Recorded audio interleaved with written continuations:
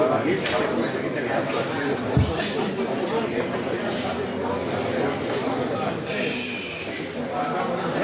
pasa?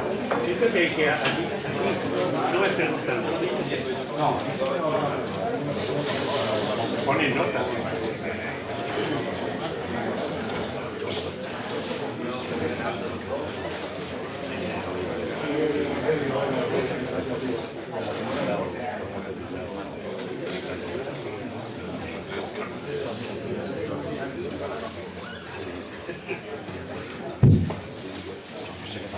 Buenas tardes, señoras, señores, queridos amigos. En nombre de la Junta Directiva de esta Real Sociedad Económica, manifestarles en primer lugar nuestro agradecimiento por su asistencia a este acto. Sean todos bienvenidos. De infatigable laboriosidad, nuestra compañera Maruja Antúnez nos ha convocado hoy aquí nada menos que para prologar la conmemoración de nuestro 200 aniversario. Porque, aunque en realidad lo celebraremos el próximo año 2016, Maruja, sabedora de que el tiempo no es más que una ilusión, decidió que ya era hora de comenzar a soplar algunas de las 200 velas, y para ello organizó este interesante ciclo de conferencias. Gracias una vez más, Maruja. Efectivamente somos una joven corporación a punto de cumplir sus 200 primeras primaveras, con sus correspondientes 200 inviernos. Y la cosa tiene su mérito si nos paramos a pensar en lo sucedido en España y en el mundo en estos años. Pero tiempo habrá para meditar en ello y para entonar con voz potente el cumpleaños feliz. Y precisamente el tema de la conferencia de hoy versa sobre la relación del rey Carlos III con la fundación de las Reales Sociedades Económicas. Efectivamente, tras la fundación por los llamados Caballeritos de Azcoitia, de la Sociedad Vascongada del medio del país, el fiscal del Consejo de Castilla, don Pedro Rodríguez de Campomanes, decidió extender la iniciativa a toda la monarquía, indicando que sus estatutos habrían de ajustarse al modelo aprobado para la Sociedad Económica Matritense, en donde se establecía que el acceso a tales sociedades quedaba restringido a la nobleza más ilustrada, a los caballeros, eclesiásticos y gentes ricas. Es decir, que nuestra querida y veterana económica se quedaría de aplicar esta normativa absolutamente en cuadro. Pues bien, de todo ello y de los trabajos del rey probablemente más ilustrado de la historia de España, mejorando lo presente, viene a hablarnos uno de los socios más eminentes de esta Real Sociedad Económica, al que, por ser desconocido en la plaza, me toca hoy presentar. Se trata de don Luciano Pérez de Acevedo por parte de padre y Llamo por parte de madre, doña Bella, Bellita, la mujer más chispeante que pisó estas tierras, al menos hasta donde llega mi memoria.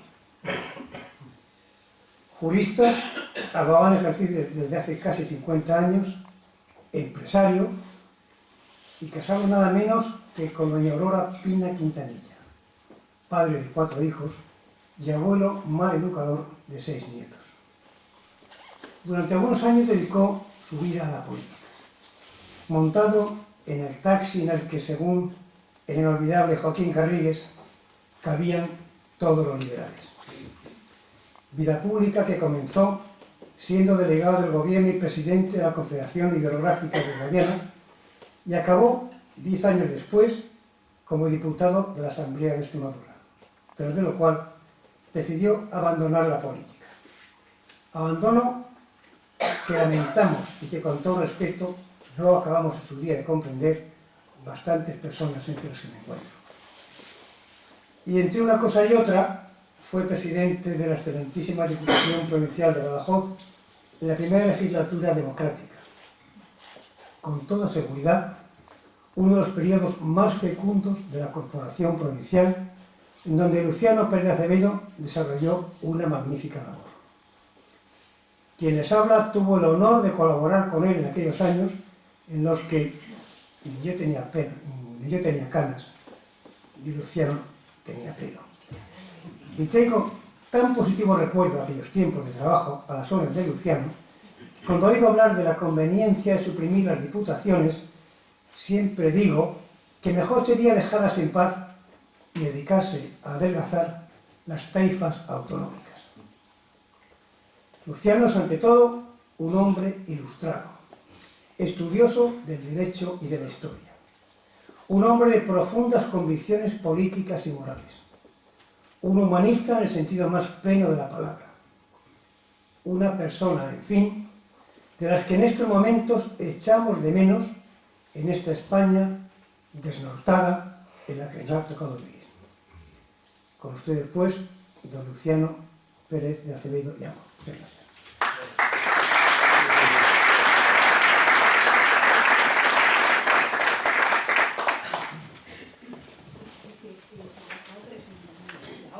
Buenas tardes, señoras y señores, queridos amigos.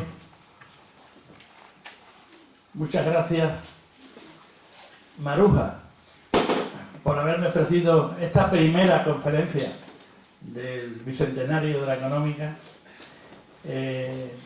Cuando me dijiste por teléfono el título de la conferencia, rápidamente te dije que sí, que me encantaba, porque es una conferencia muy bonita, muy apropiada, con un contenido precioso, y muchas gracias por haberme dado esta oportunidad. Y gracias, como no, a mi queridísimo amigo Alfredo. 36 años de amistad nos contemplan, y esos 36 años de amistad, de sintonía, de simpatía, pues son evidentemente pues la causa del elogio que me hacen, ¿no? Porque no tengo otros merecimientos que haber tratado, hombre, de hacer cosas por mi tierra. No muchas, porque tampoco he tenido la oportunidad, pero sí he hecho alguna. Y entonces esa es la causa. Muchas gracias, Alfredo. Espero que podamos seguir viéndonos otros 36 años. Yo tengo un mérito, que Alfredo no lo ha dicho, que es haberlo descubierto a él. Porque cuando yo llegué a la Diputación, bueno, a Alfredo, a Juan Zuleta y a Fernando Peche, el pobre ya no está con nosotros, bueno, pues los tenían allí arrumbados, ¿no?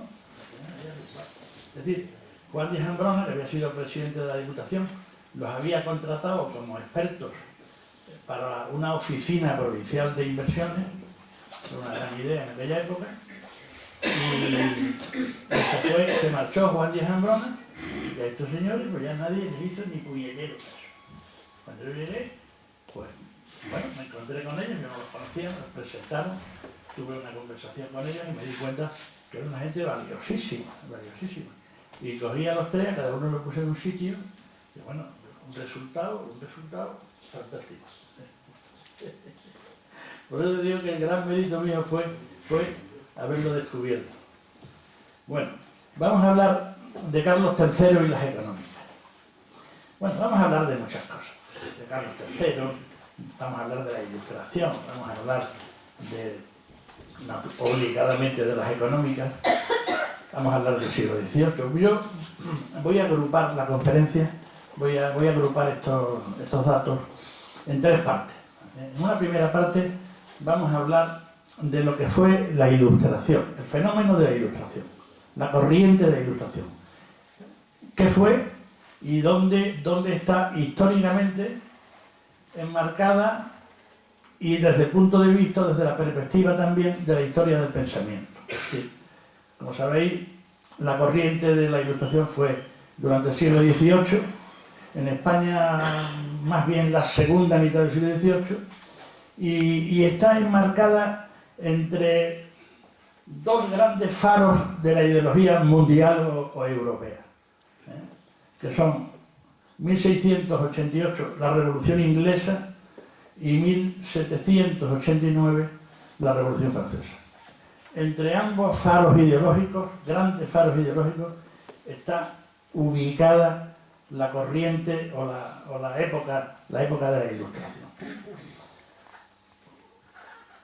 Hay un americano que ya murió, que fue un tipo muy importante en el mundo de la ciencia política, que se llamaba George H. Sabin, considerado una de las principales autoridades mundiales en el campo del pensamiento y de la ciencia política, que publicó en el número 61 de la The Philosophical Review, correspondiente a octubre del año 62, un artículo que traducido al castellano se titulaba Las dos tradiciones democráticas,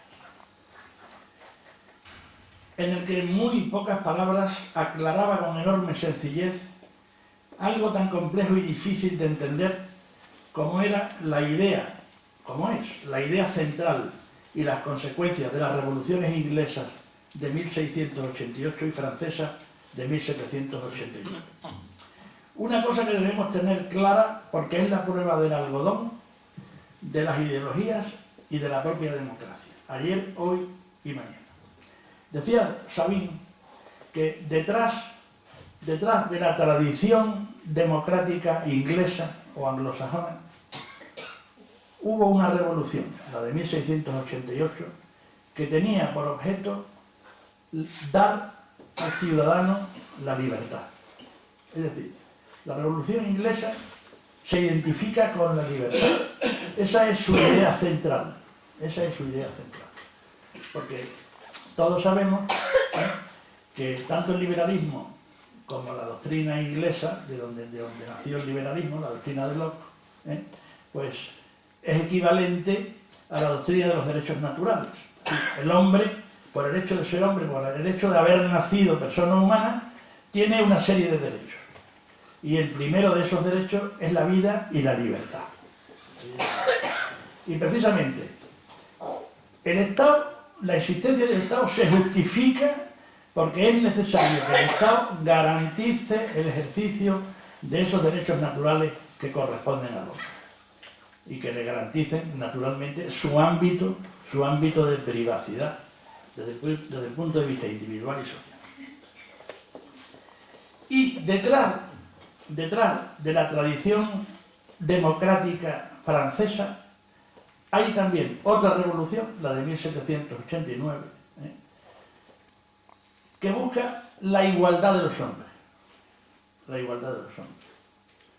La Revolución Francesa quería acabar con la sociedad de clases, porque entendía que el hombre nacía igual, que todos los hombres nacían iguales y naturalmente debían seguir siendo iguales.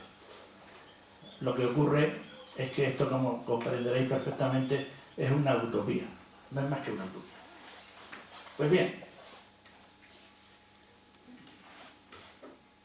el pensamiento revolucionario inglés de la Gloriosa de 1688 es lo que conocemos con el nombre de liberalismo o ideología política liberal, a la que se une en el terreno económico el laissez-faire, laissez-passer de Adam Smith, o economía de libre mercado, cuya corrección posterior más importante, en mi criterio, se debe al economista liberal británico John Maynard Keynes. El laissez-faire, laissez-passer, que es la economía de libre mercado, se fue corrigiendo en función, claro, de las políticas sociales de los diferentes estados, y el último corrector importante del liberalismo económico fue Keynes. Por su parte, el pensamiento revolucionario francés, de la mano de pensadores como Rousseau, Hegel, Marx, Nietzsche, Freud y otros, dio lugar a las ideologías liberticidas, igualitarias y totalitarias, como el socialismo y el comunismo marxista-leninista y el fascismo, con un punto de encuentro que no cuajó hasta terminada la Segunda Guerra Mundial, que fue la socialdemocracia o el socialliberalismo reformista. ¿Libertad para qué?, le contestó Lenin a Fernando de los Ríos en la visita que hizo este hombre a Rusia en el año 1920. Cuando Fernando de los Ríos le preguntó a Lenin por el estado de la libertad en Rusia, Lenin le dijo: ¿libertad para qué? Pues libertad precisamente para que podamos ser iguales. Iguales ante la ley, iguales ante la justicia y el derecho, iguales ante las oportunidades que depara el estado del bienestar, que la defensa de la libertad nos ha traído. Porque otra igualdad no existe, desde luego la natural no existe, a no ser que acabemos con la verdadera libertad. Es lo que decía Isaías Berlin, es decir, hay principios que son incompatibles unos con otros. Y eso le ocurre a la libertad y a la igualdad. Es decir, mientras más libertad, menos igualdad, mientras más igualdad, menos libertad. Por eso, de la libertad nacen las ideologías de derecha, centro-derecha y centro-izquierda, y las ideologías de izquierda nacen de la igualdad, de la pretendida igualdad. Pues bien, entre ambas revoluciones, la inglesa y la francesa, se encuentra ese periodo histórico que llamamos Ilustración, y que según uno se originó en Inglaterra a finales del siglo XVII y de ahí pasó a Francia, y según otro se originó directamente en Francia a principios del siglo XVIII, vigente durante el reinado de Luis XIV, el Rey Sol, el abuelo de nuestro rey Felipe V. Desde Francia pasó a otros países, entre ellos a España, en la segunda mitad del siglo XVIII, desplegando toda su eficacia durante los reinados de Fernando VI y de Carlos III. Alguien podrá arguirme que Carlos IV y el mismísimo Manuel Godoy fueron o quisieron ser ilustrados. Y efectivamente así puede ser.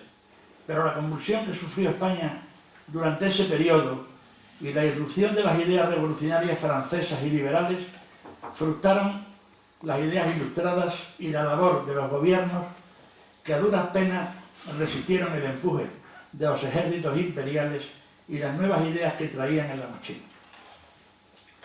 La Ilustración tiene una filiación para nosotros perfectamente conocida. Procede del humanismo renacentista y la filosofía racionalista y empirista del siglo XVII y primera mitad del XVIII. Desde Descartes a Locke, pasando por Bacon, Bale, Galileo Galilei, Hobbes, Leibniz, Newton, Spinoza, etc., y los enciclopedistas franceses que la difundieron: Voltaire, D'Alembert, Diderot, Rousseau, Buffon, Montesquieu.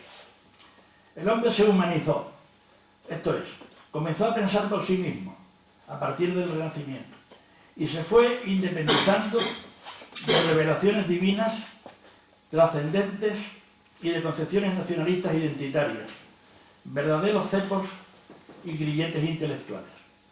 Y lógicamente el hombre, el ser humano, después de pensar, quiso también decidir por sí mismo, como mayor de edad que ya era, llegando a la conclusión de que la razón, las luces de la razón, era el único camino para llegar a la verdad y alcanzar la felicidad, dejando atrás la superstición, el fanatismo religioso y la ignorancia.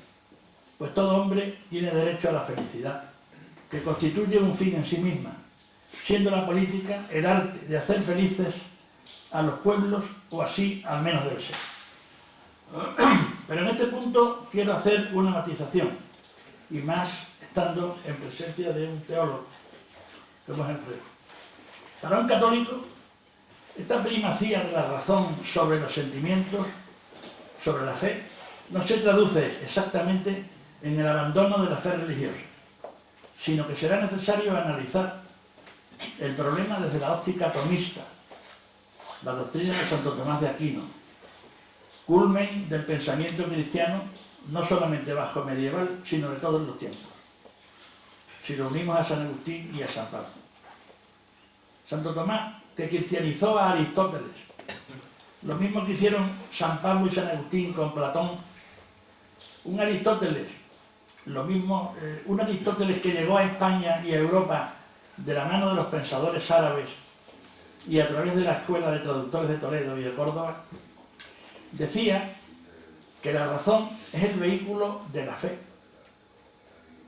el cauce por donde debe discurrir la fe. Por tanto, no se trata, la razón y la fe, de actitudes incompatibles, sino complementarias.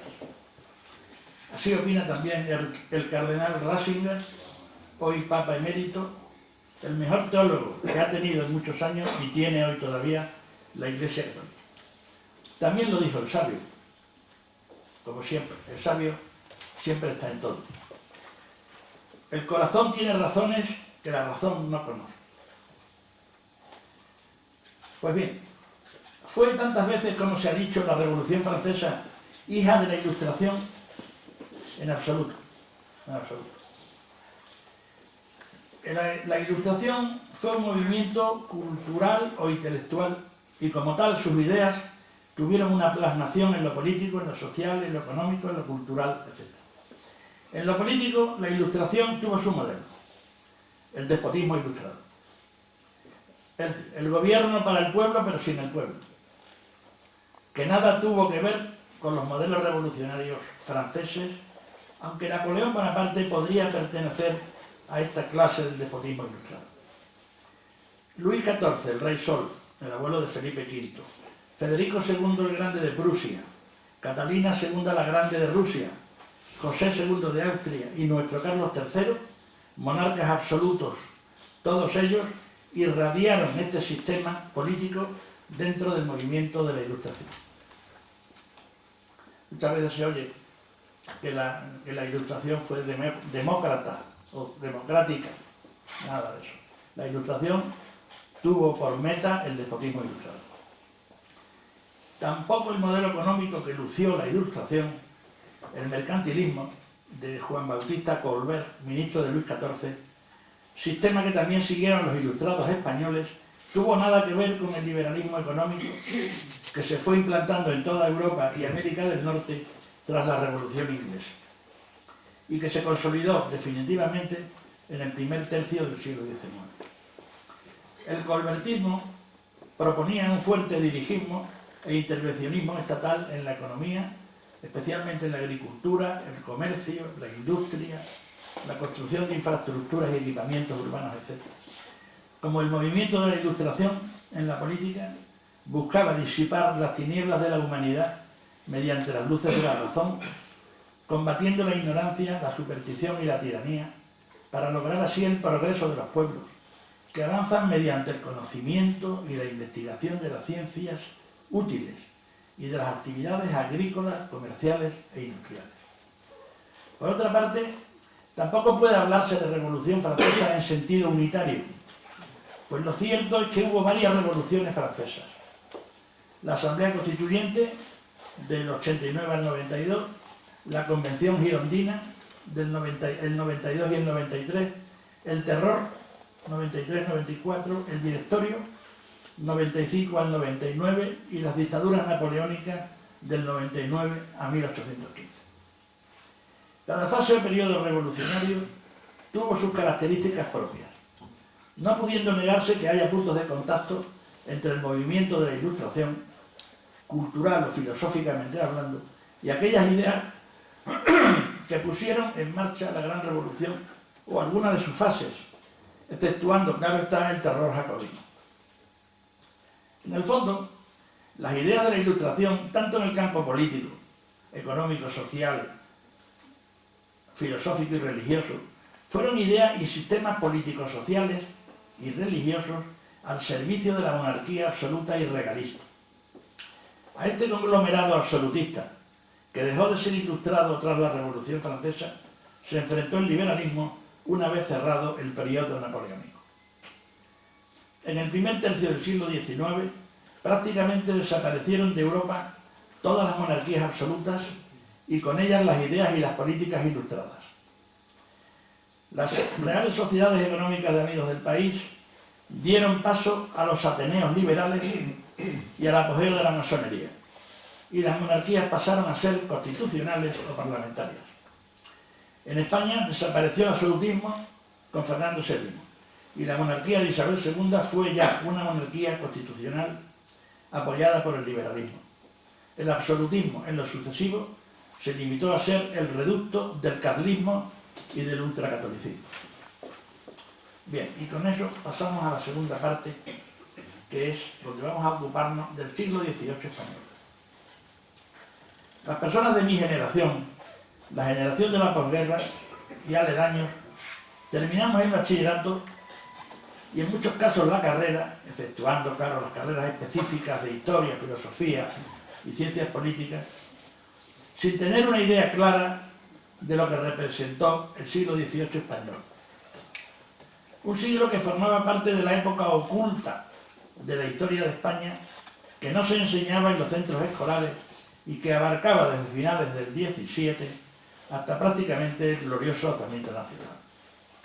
Con tan solo una excepción: la Guerra de la Independencia, compendio y esencia de las glorias y de las virtudes patrias.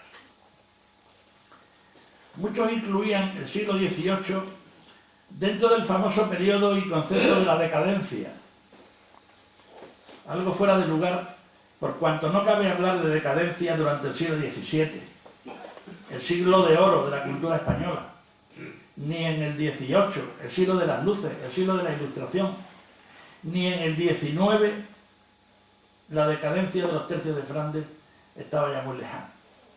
Es más, el propio término decadencia es erróneo para aplicarlo a la situación de España durante dichos periodos, toda vez que eso que llaman decadencia no fue más que las consecuencias que se van a ir produciendo desde mediados del siglo XVI, en que comienza a atisbarse un nuevo mundo, efecto del descubrimiento de América y de la reforma religiosa, que confirmará durante el XVII la corriente filosófica racionalista que iniciaron Descartes y Locke. España se equivocó en la ideología o cosmovisión política, económica, social y religiosa que aplicó desde el siglo XVI, aferrándose a una idea: el universalismo e imperialismo político-religioso medieval, y a un mundo que ya no existía o estaba en proceso de descomposición desde que el Renacimiento impulsó un cambio de mentalidad en el hombre y la sociedad, el individualismo, y en el propio Estado, que comenzó a organizarse conforme al modelo de Estado-Nación, que inspiraron las ciudades-estado italianas, Génova, Florencia, Pisa, Venecia, etc., y que a escala estatal tuvo sus precursores en el Portugal del siglo XV, la España de los Reyes Católicos y la Francia de Juana de Arco. Este error le costó a España pasar de primera potencia mundial a potencia de segundo orden. Personalmente tengo la sospecha, más bien la seguridad, de que a la derecha conservadora española nunca le gustó el siglo XVIII y lo suprimió o minimizó en los libros de historia. Debía traerle la idea del despotismo ilustrado, lógicamente, pero eso de expulsar de España a los jesuitas no podía consentirse. Por mucho que gustase cierto grado de regalismo, de independencia de Roma, incluso por alguien al que todos llamaban el mejor alcalde de Madrid, y a pesar de que la Santa Inquisición continuó persiguiendo con saña a los ilustrados, a veces altos cargos del gobierno, como los casos de Macanaz o Davide, etc. Sin embargo, ignorancias al margen, España durante el siglo XVIII resurge con las nuevas recetas que traen los Borbones ilustrados. La tasa de crecimiento demográfico durante este siglo fue del 40%. De 8 millones de habitantes al comenzar el siglo, pasamos a 11.200.000 aproximadamente. Extremadura terminó el siglo con 428.000 habitantes. No tengo el dato de con cuántos empezó el siglo, probablemente con 300.000, 300 y poco. El crecimiento demográfico en aquella época y en la nuestra es equivalente al aumento de la riqueza del país, lógicamente.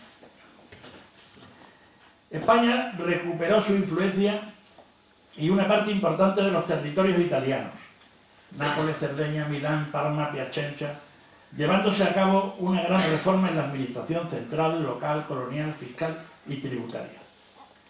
América dejó de administrarse como una colonia y pasó a ser considerada como una parte del territorio nacional, razón por la cual los legisladores doceañistas de las Cortes de Cádiz hablaban de las Españas y de los españoles de ambos hemisferios, citándose los antiguos territorios coloniales como reinos y en consecuencia parte integrante del territorio nacional.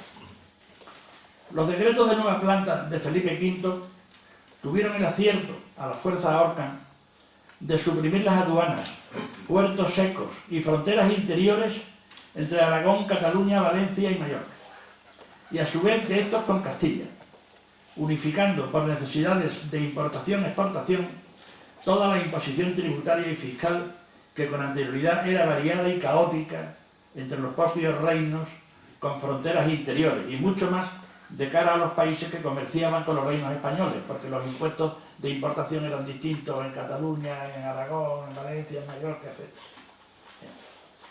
En los citados decretos de nueva planta se unificó el derecho público español, pasando a regirse por las leyes castellanas los reinos de Aragón, Cataluña, Valencia y Mallorca, cuyo derecho civil y foral fue respetado. Felipe V tuvo la suerte de contar con un trío ministerial que jamás monarca alguno tuvo en la historia de España. Don José Patiño, don José Campillo y don Zenón de Somodevilla, marqués de la Ensenada. Patiño, Campillo y Ensenada le dieron la vuelta completa a este país. Crearon la figura de los intendentes y el impuesto único llamado catastro, reformaron la administración centralizando el país, reestructuraron el ejército español siguiendo el modelo francés, sistema de los regimientos, dotándolo de unas ordenanzas de Carlos III que han llegado vigentes hasta nuestros días.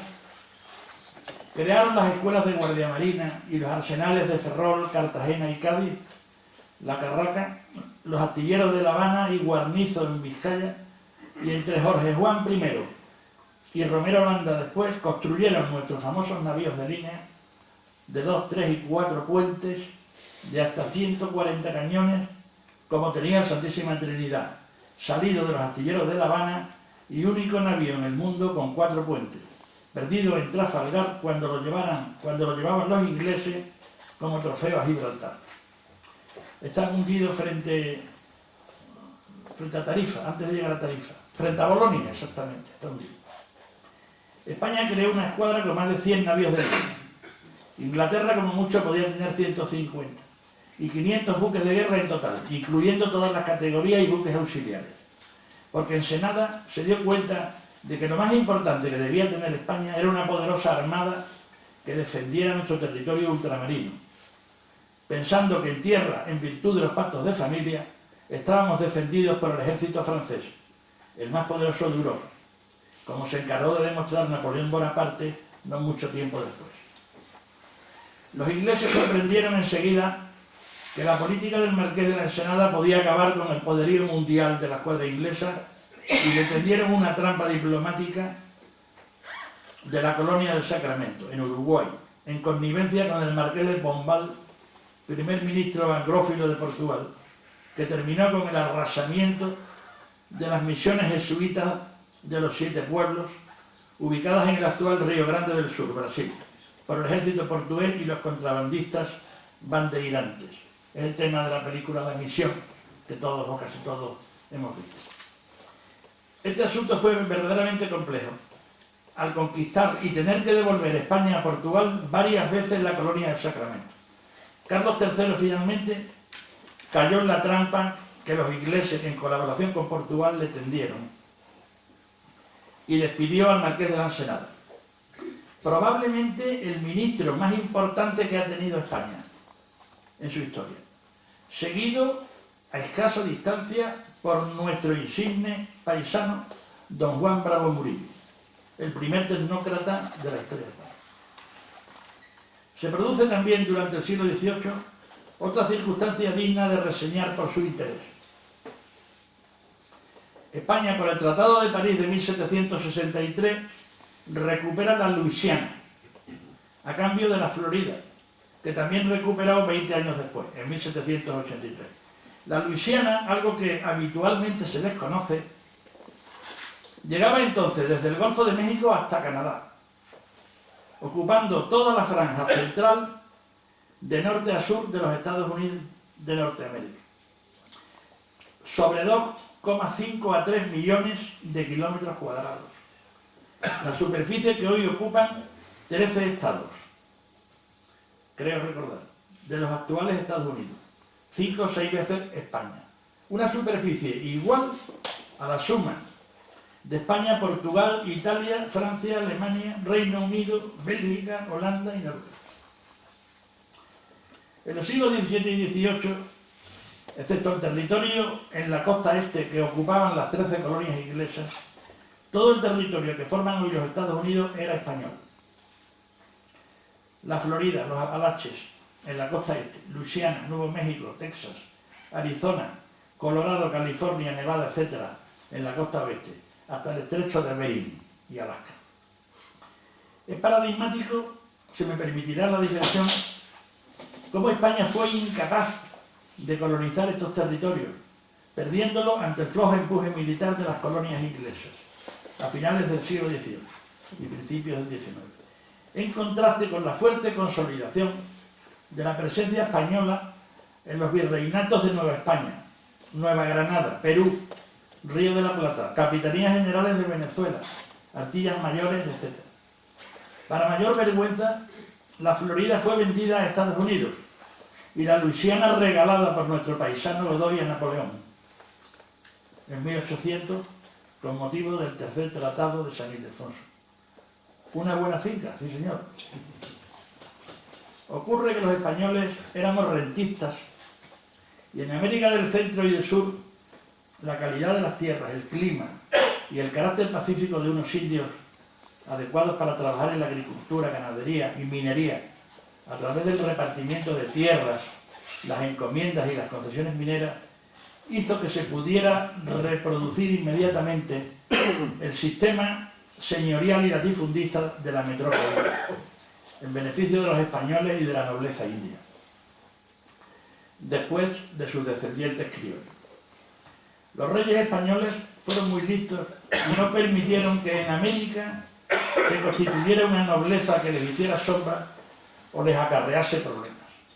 Pero Cortés y Pizarro fueron más listos todavía, utilizando a la nobleza india subordinada a los conquistadores.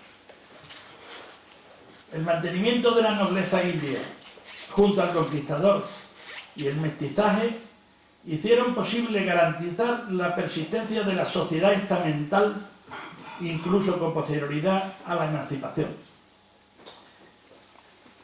Consecuencia de la vertiente medieval de la cultura que llevamos a América, aunque la vertiente renacentista fue también muy importante. Sin embargo, en América del Norte no existían metales preciosos. El oro de California se descubrió ya en el siglo XIX y el petróleo de Texas se ha descubierto ya en el siglo XX. Ni las tierras y el clima eran propicios para el cultivo, y mucho menos si el propietario no tenía intención de trabajar directamente la tierra, como le ocurría a los colonos españoles, que eran rentistas. Los indios apaches y los sioux eran enormemente fieros y fueron dominados fácilmente por los españoles en el siglo XVI y XVII, porque aún no disponían de caballos, llevados allí por los españoles. Pero una vez que consiguieron los caballos salvajes, procedentes de los caballos españoles, los Mustang, y aprendieron a montar, lo que ocurrió ya en el siglo XVIII, los españoles se vieron en la imposibilidad de dominarlos, y mucho menos cuando los comerciantes de Luisiana, bajo dominio francés español, es igual, comenzaron a suministrarle armas de fuego. Las guardias españolas, las famosas cueras, se vieron imposibilitadas para defender estos territorios. Con todo y con eso, fue la práctica de la economía libre de mercado que practicaban los colonos y comerciantes de las colonias inglesas frente a las restricciones de tipo administrativo, incluso religioso, que imponía la burocracia española, la que acabó con el dominio español en unos territorios donde ningún colono quería o podía, por razones religiosas, de nacionalidad o de raza, establecerse. Algo parecido debió ocurrir en nuestra reconquista, con ocasión de la repoblación por colonos del norte de España de la Baja Extremadura y Andalucía Occidental, Sevilla, Huelva y Cádiz, que fueron conquistadas en el siglo XIII con pequeñas diferencias de tiempo. Extremadura para nada podía competir con las tierras de la Vega del Guadalquivir, una de las mejores de España, y claro está, no había colonos para nuestras tierras. Todos o casi todos debieron seguir su camino hacia Andalucía. Extremadura, en vista de lo cual, debió ser entregada a las órdenes militares y a la alta nobleza. San Isidoro de Sevilla escribió que España era el paraíso terrenal. Yo tengo la seguridad que lo hizo a la vista de las vegas del Guadalquivir, pensando que toda España era igual o parecida. Y ahí se equivocó, claro. Bien, volviendo a la metrópoli, la agricultura en el siglo XVIII se vio muy potenciada. Si bien la cabaña ganadera bajó en la España seca, incrementándose en el norte. Aumentó la extensión de las tierras de cultivo por nuevas roturaciones y sobre todo por aumento de la frecuencia de los cultivos. Del cultivo a tercias, que en general se practicaba, es decir, una hoja para siembra, otra para barbecho y una tercera para erial. Incluso había cultivos a cuartas y a quintas. Se pasó al sistema de año y vez, con 2 hojas, siembra y barbecho, o 3, empleando una de ellas para el cultivo de leguminosas. Aquí eran muy buenos los garbanzos que se daban en la albuera, precisamente en esa tercera hoja. Aumentó la extensión de tierras vinculadas para creación de mayorazgo y adquisiciones de manos muertas. Las tierras de propios se mantuvieron con sus extensiones, pero la propiedad comunal disminuyó por apropiaciones, venta de baldíos, reparto de tierras concejiles, promovidos por varias normas legales, entre ellos el Real Decreto de 8 de octubre del 38. En Extremadura, por las reales provisiones de 2 de mayo de 1766 y de 11 de abril de 1768, se ordenó que todas las tierras labrantías de propios de los pueblos de Extremadura se dividiesen en suertes entre los vecinos. La de 26 de mayo de 1770 estableció las reglas del reparto de las tierras de propio y concejiles. En ningún caso se dio permiso para roturar tierras. Roturar, como sabéis, es labrar por primera vez tierras eriales o montes descojados, lo que exigía una autorización real expresa, que se produjeron, aunque se produjeron muchas roturaciones ilegales. Por Real Decreto 28 de abril del 93, se mandó que las tierras incultas de Extremadura se distribuyeran a quienes las pidiesen, repartiéndolas conforme a las normas dadas en 1770 para las tierras concejiles. También fueron declarados de pactos y labor todas las dehesas de Extremadura, salvo aquellas cuyos dueños pudieran acreditar documentalmente que eran de puro pasto y como tales auténticas dehesas. También debemos reseñar, por su interés para nuestra región, que durante el siglo XVIII se inicia la decadencia de la ganadería trashumante como consecuencia del incremento de precios del aprovechamiento de hierbas de verano, gastos de personal, caballería, alimentación de pastores, esquileros, etc., que redujeron en un 50% los beneficios del dueño del ganado. Pero es lo cierto que creció el ganado estante y el tradicional comercio de la lana de nuestras merinas con todo el mundo. Se mantuvo en términos muy satisfactorios, hasta la Guerra de la Independencia. Con ocasión de la misma, Francia, Inglaterra y una serie de países se hicieron, vía regalo, vía apropiación indebida, con nuestros carneros, poniendo fin al viejo monopolio español de la oveja merina. En la segunda mitad del siglo alcanzó gran importancia el cultivo del algodón, especialmente en Cataluña.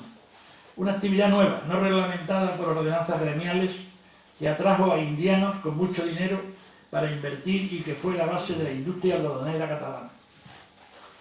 Los catalanes comenzaron importando de la India las indianas, que llamaban, precisamente porque venían de la India, que eran unos tejidos de algodón.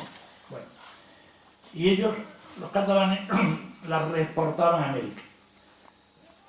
Posteriormente, los italianos comenzaron a estampar esas indianas.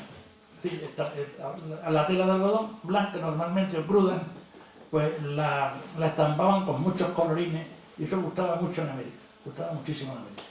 Entonces, los catalanes no tenían todavía la técnica para hacer la estampación, las importaban de Italia, donde las hacían, les ponían sus sellos, como si se hubieran hecho en Cataluña, y las mandaban a América. Luego, claro, ya compraron o se hicieron de la técnica y ya al final, por todo el proceso, lo hacían ellos.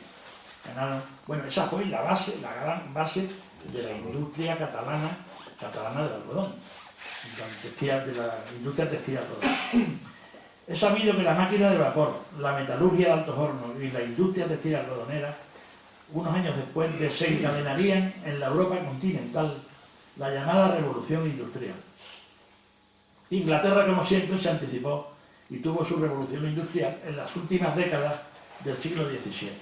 Hubo también manufacturas de lino, de lino en Galicia y Asturias de tono rural.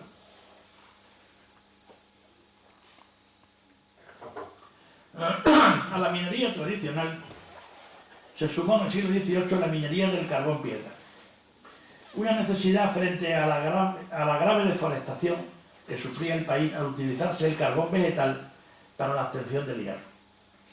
Fue precisamente la experimentación y difusión que hizo la minoría ilustrada de la necesidad de explotar los yacimientos de carbón, la mayoría de ellos a flor de tierra, lo que inició tan importante actividad minera y comercial en España.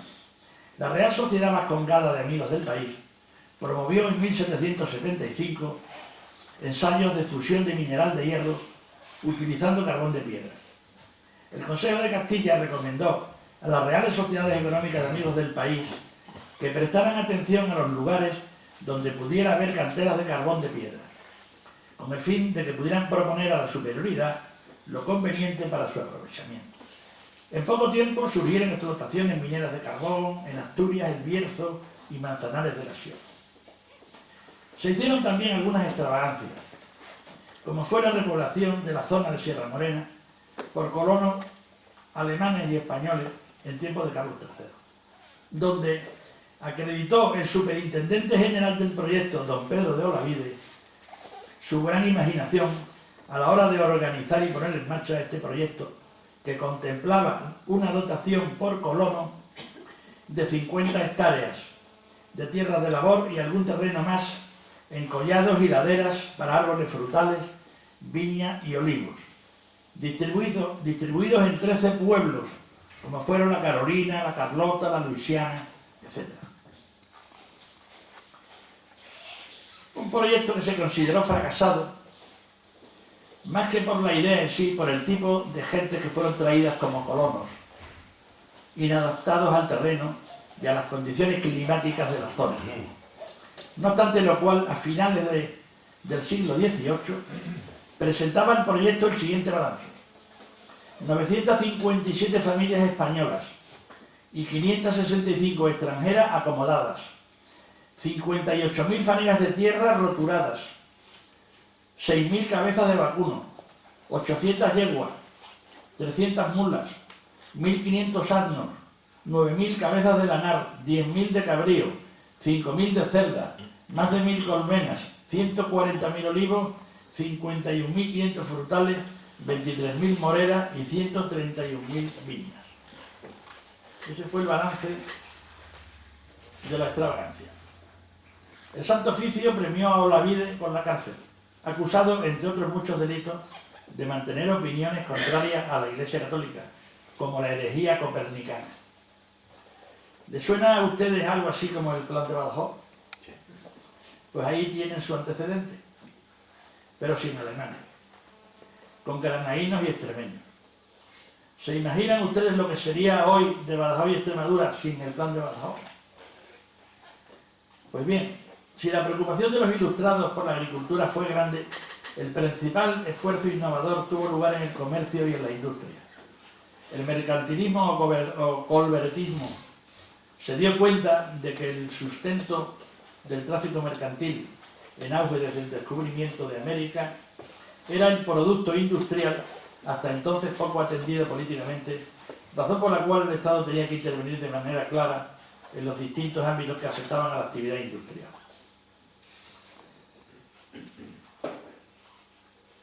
Fruto de esta política nacieron las compañías del comercio, tales como Compañía de Honduras, en 1714, la de Caracas, en 1728, y más tarde la famosa Compañía de Tabaco de Filipinas, así como las reales fábricas de paño de Valdemoro y Guadalajara, la de cristales de la Granja de San Ildefonso, la de porcelana del Buen Retiro, inspirada en Capodimonte, napolitana, tapices, etc.